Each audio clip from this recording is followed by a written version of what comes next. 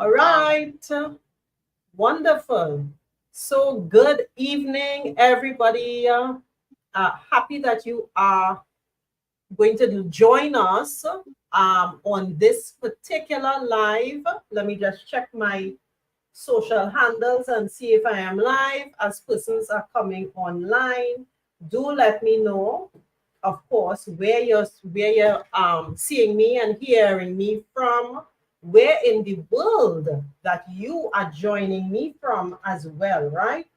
Um, Tonight we are of course live on Facebook and YouTube and LinkedIn, and we have a very special part 6 of our series. And I'm checking my platform still. Let me just go to my Facebook, and we are live there. Wonderful. And I'm seeing we are live on LinkedIn as well as on YouTube. So I'm glad. So again, good evening, everybody. My name is Debbie Jolie. I am from the beautiful Twin Island of Trinidad and Tobago. As I mentioned, this is part 6 of a series of lives that I've been excited to do, and really excited to kind of chat about, because it's all about from branding to budgeting. If you don't know, I'm letting you know that Marcia and I, who I have on the live, and she'll chat with you in a bit, we are doing a workshop from branding to budgeting, and persons might think, well, what's the combination and why this is important? If you want to have a successful 2024, I really suggest that you look at attending our workshop, right? It covers 2 key critical areas in business, or if you are even a professional in your space, right? A HR manager, marketing manager, sales manager. We all need to have, we all need to do these 2 things better, right? We really do need to get hold of our personal brands and how we use that to help us to communicate. And we definitely need better money management to help us both in our personal space as well as in our professional space, right? So the workshop is called From Branding to Budgeting. It's next week, Wednesday, January the 31st, from 6 p.m. to 8 p.m. I'm going to drop in the link in the comments so you could register for the workshop. And this particular live, we're going to talk about navigating economic uncertainty. So again, let me know where you are joining me from. If you are, where in the world you are joining me from. It's 7 p.m. It's a little after 7 p.m. here in the Caribbean, but I know persons joining us from all around the world. So good morning, good afternoon, good evening. And I'm going to just give Marcy an opportunity to introduce herself before we begin starting our conversation on navigating economic uncertainty. So Marcia, you could take it away. Hey, good night. Greetings to you. My name is Marcia Armstrong. I am the founder and CEO of A Purpose Life. And my one of my superpowers is to be able to match persons, corporate professionals, as well as entrepreneurs with the strategic financial solutions so that they can create generational wealth. My clients have been able to collectively repay $100,000 of debt thus far and counting. And I want you to know that right now, if you are in this space with us, you're in the right space at the right time. And stay tuned for what we will cover tonight in regards to navigating economic uncertainties. So look forward to what we will share tonight. It's a pleasure to be here with you. Wonderful. Okay, so thank you so much, Marcy. And I feel a little bit that this particular topic has a I think it has an obvious space in the financial realm, right? Um, but I want to start by saying that uncertainty, economic uncertainty, to me has almost been commonplace now, we've had disruptions a lot, right? We went from a pandemic to now we have like two global wars that impact, of course, areas of climate, areas of food, many things, right? And so, as individuals, as well as entrepreneurs, we live in a space of uncertainty. We live in a space where we see taxes change, they go up. We see the prices of things change, they go up. But why is this important in terms of beginning to navigate your personal brand, right? Economic uncertainty is almost certain, right? It will come. These types of disruptions will come. And how is that impacting your personal brand? So I want to start by saying that as a individual who is developing their personal brand, whether you are, a marketer, as I mentioned, an HR practitioner, a person in insurance, anywhere, your personal brand, for it to be accepted, or for you to be accepted, or for you to be seen in an authentic way, I think that's the best description. You have to be cognitive of what's happening in your environment. Now, economic changes can impact your local territory, your particular country. It could impact regionally. It can impact internationally or globally. The pandemic being a classic example. Or it can impact specific industries too, right? We see changes and economic changes that impact certain business industries, right? The automotive industry, or as I mentioned, insurance. So if you work in a particular space as well, you may also see certain types of economic disruptions. As an individual or personal brand, it's important to kind of reflect what's happening in your space, right? It's important to be cognitive of what is happening in your space and how that is also impacting your business or your brand. And naturally, I want to actually state that as individuals, we want to show a connectivity with what is happening around us with our business. That is how we create a greater connection between ourselves and our community, or between ourselves and our customers, right?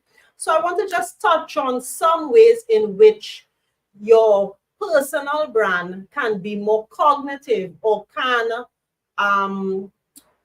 be reflective of what is happening in your economy, right? We keep saying all the time that your personal brand represents you, right? And it must be seen as authentic. So if you are not, seen as authentic, you don't share your values, your vision, and so on, it's hard for persons to really to connect with you. Now, when there are economic crises and things become volatile, your customers and your community might change, right? Because money impacts us, right? Money impacts the way in which we spend, the way in which we show up, the types of things we can invest in, and what we can do. So your brand must be receptive of that, right? In order to, to be seen as in an authentic space. So one of the first things I say is, when we go through a crisis, like a pandemic, or we go through particular crises, it's important to actually adjust your brand strategy a little bit. You should begin to talk about how this particular economic activity or disruption is actually affecting your business. The pandemic shifted a lot of things. It caused us, for instance, to become more remote, to become more digital. And naturally, your brand should reflect those things. I am much more of a digital entrepreneur now than I was 5 years ago, right? I go out and see clients. Clients would fly you to their offices regionally. They wanted to have you in person. And that changed, right? The pandemic showed us that we could navigate and change and adapt and so on. So that's one of the things you want to look at when there's economic uncertainty. Let your brand or your brand strategy reflect what is happening in your environment. So you need to adjust that brand strategy. You need to show how it is impacting your business, and you need to talk about it as well. And that leads to another point I have. The second point I wanted to mention, and I think that Marcia will fully endorse this, is all about crisis management. When there is economic uncertainty, you need to plan for it. In fact, in crisis management, the idea is that you plan for a crisis. You plan for loss of income. You plan for all for things not always going exactly the way you want it to. So as a person, again, in the personal branding space and communication space, this is something we talk about a lot, right? Crisis management, but which essentially says, hey, you have uncertainty, you need to have a plan, right? Businesses go up and down, and you need to plan for those peaks and for those valleys. So that's another thing that's very, very important when you think about your brand. Naturally, to some persons out there would also say that their business is somewhat seasonal, and that's true to some extent for some of us. We have to plan for those things. So economic uncertainty is similar to that. It will come when it comes, and we have to be ready to be able to take it on. You can't be you as somebody in the public space, you can't afford to go invisible. So because something goes wrong, you can't just afford to go invisible, right? So you have to plan for that sort of uncertainty. And the last point is really what I was kind of hinting with the first point. Once you adjust your strategy a little bit, you plan for this sort of crisis or uncertainty, it is important to also communicate. Show up in spaces, communicate your challenges. It's not always directly through your content, but you can also show up in online communities, create that sort of collaboration between colleagues, message to persons that these are the challenges that I'm facing as a brand, and maybe persons within your community can help to buffer and help those hard times, right? That is also very, very important. Showing up, being consistent, being authentic, um, and planning for uncertainty is extremely important when you are building your personal brand, especially if you want to build a long-term and sustainable brand, right? So now I kick it across to Marcia, with who I'm sure will drop some great gems. Of course, all in regard to navigating uncertainty, right? From branding to budgeting. Thanks, Debbie. And I just wanna say that the three areas that you would have mentioned are so very important when it comes to your brand. And I loved your first point when you mentioned that during seasons of uncertainty, how you saw the need to kind of become more digitized. Because one of the things that would have occurred definitely coming out of the pandemic would have been a situation where some brick and mortar or physical stores or places would have been impacted because persons weren't technically coming out to take up these spaces, and persons realize that more work could be done online, right? A lot of things can be done remotely. So when we see, some businesses would have closed as a result of that shift, but then other persons had to adapt. So I like the fact that you would have mentioned that as your opening point, and of course, understanding crisis management as well. Some people might not see themselves having, they might think they're too small as a business to have crisis management, because that's one of the things I keep hearing. It might be only for the big businesses, right? When we speak about continuity of business, COB, as we would affectionately call it. I worked in banking for 10 years, and every year we had a crisis management training. because you don't know what can attack you, whether it's a cyber attack, whether it is a natural disaster. You don't know what can happen. But the whole point of having something in place as crisis is that if when it in the event it does happen, you know exactly what to do, and it is not a scenario where you wait on that it happens and then you are being reactive rather than proactive. So I love that. I love that those points that you definitely shared, and especially the last one in regards to communicating, because let's keep it 100% real. You know, some of us might not want to share our downfalls. People don't want to share their challenges, right? And again, it goes back to what we discussed on Tuesday about sometimes pride easing in there, you know, like a little brother or sister.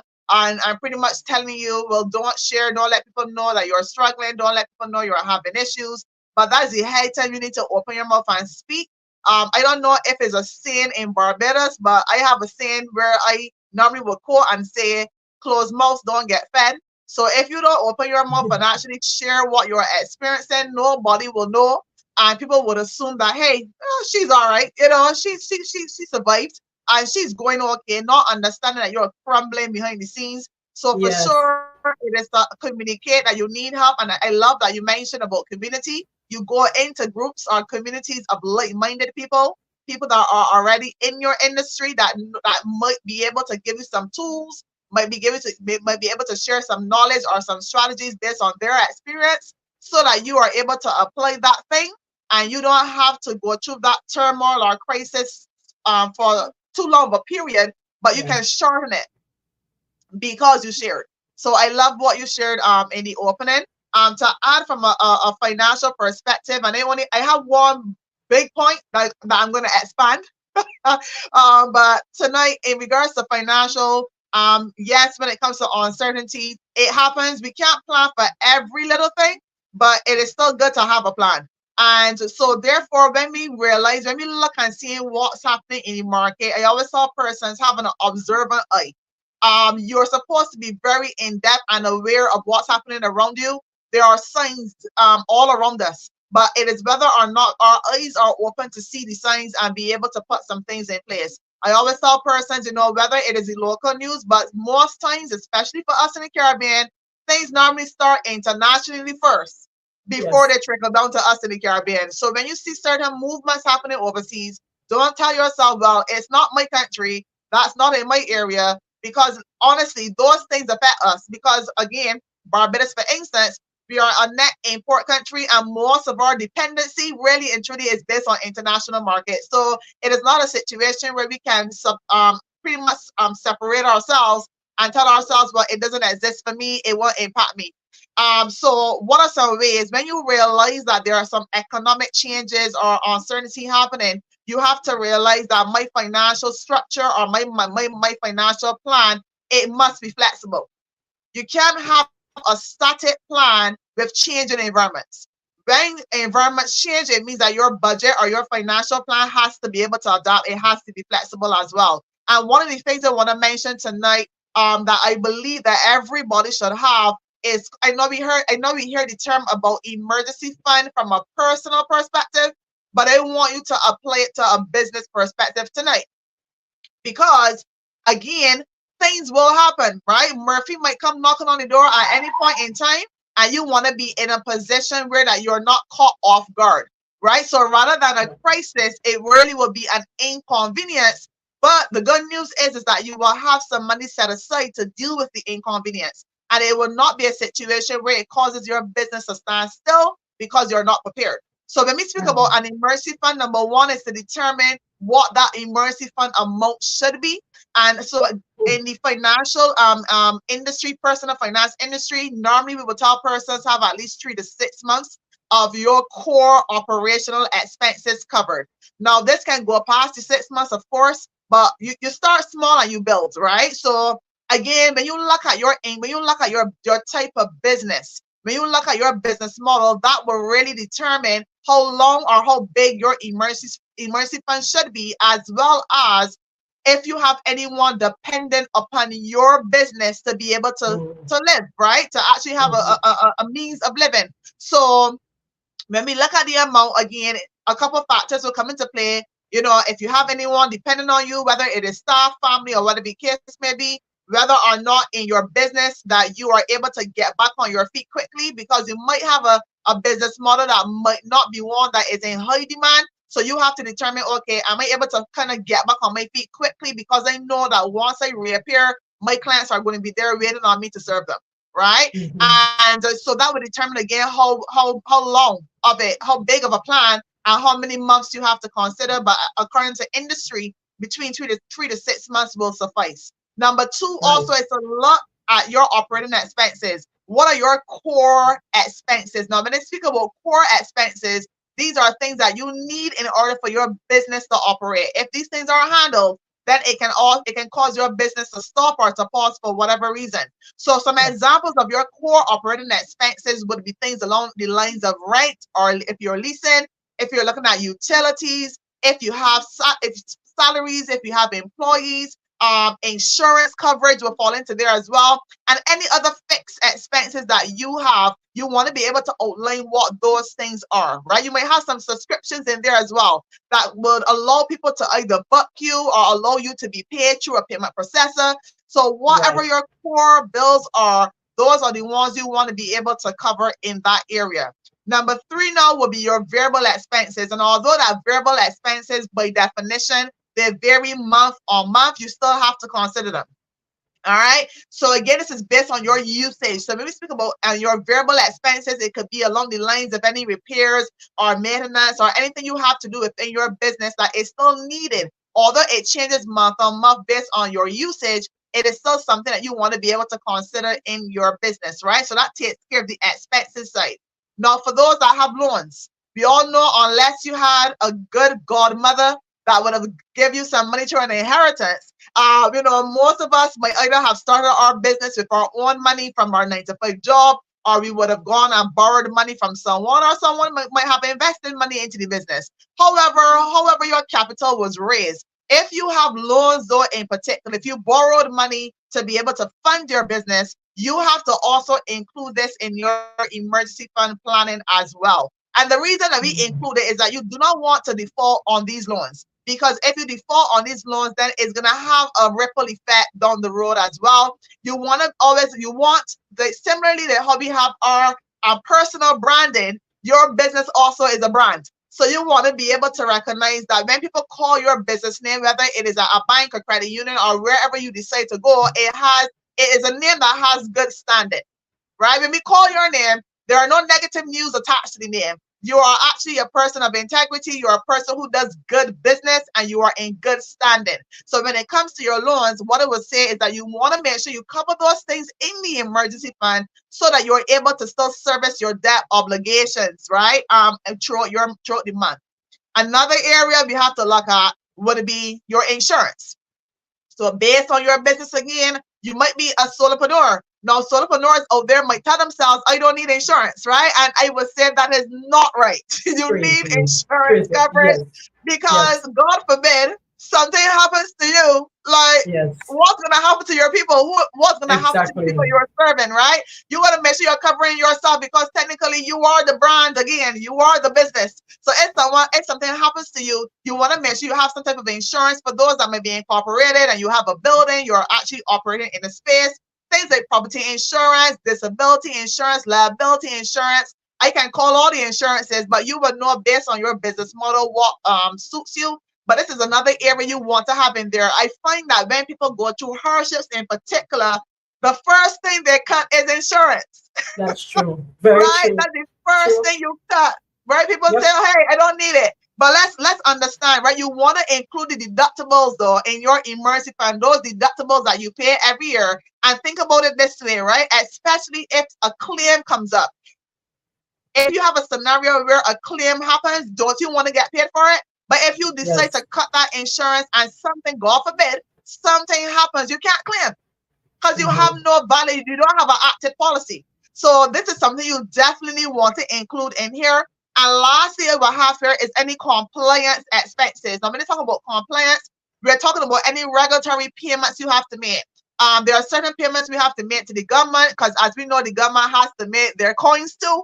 So when it comes to the government, any regulatory payments that you have to make, whether it is legal or whether it is by law, you want to make sure that you have those things included as well, because again, it goes back to compliance. You want to be in good standing. I always Yep. think along these lines, right? If tomorrow an investor decides to say, hey, I want to invest in your business, and they ask you for some paperwork, and they pull out your paperwork, and they're realizing that you're not in good standing with some of these organizations, that's a red flag. Yep. That's a red flag, because again, it's about being financially responsible. And you want to be able to make sure that when you're highlighting your business, that it is in the best light possible, and persons feel confident enough and trusting enough to say, hey, let me invest. Let me lend you money if we have to lend you money. But you have to not only look good, look good externally, but you want to look good in documentation as well. Because we Right. can always look real good in front of social media. We can look real good when we go out there, we do work. But does the documentation look good too? Right. Come Yep. on, somebody. Does the documentation look good? Sometimes it doesn't, right? The documentation might be in shambles behind the scenes. So you want to make sure that you are in good footing when it comes to your business. So to just recap everything I have here, you want to be able to have an emergency fund for your business, covering those areas I just mentioned, so that I understand that as things will shift in the economy, as things become uncertain at certain points, you want to review and assess regularly your emergency fund, because at the end of the day, you want to make sure that your emergency fund is something that remains relevant and it remains adequate. So you don't want an emergency fund again that is not relevant, or if it's not adequate. So you want, those are two things. Is it relevant to what I'm experiencing right now in the environment? And is it adequate to give me the coverage that I need to be able to go through this inconvenience until I'm able to get back on my feet? All right. So back to you, Debbie. Marcia, you've given gems. You've always given gems, and I like the fact that you said you need an emergency fund for business too. You need an emergency fund for business too. As if you are a startup, you have to think about it, And again, I think sometimes there's a misconception when you're getting into business, but you really do need to. You need to give your business a time to grow. You need money to get that business growing.